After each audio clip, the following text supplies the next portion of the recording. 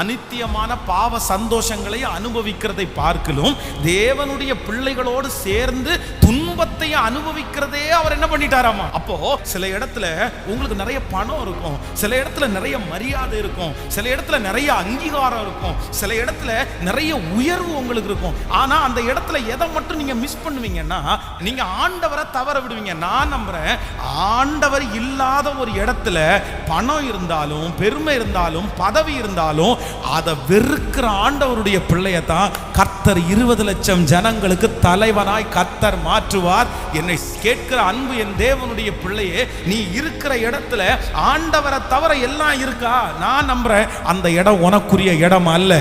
ஆனா அதே நேரத்தில் ஆண்டவர் அந்த இடத்துல இருக்கிறாரு. வேற எதுவுமே இல்லைன்னு நினைச்சாலும் கர்த்தர் அதே இடத்துல உன்னை அலங்கரித்து பலப்படுத்தி உயர்த்தி உன்னை மகிமையாய் கொண்டு வருவதற்கு வல்லவராய் இருக்கிறார்.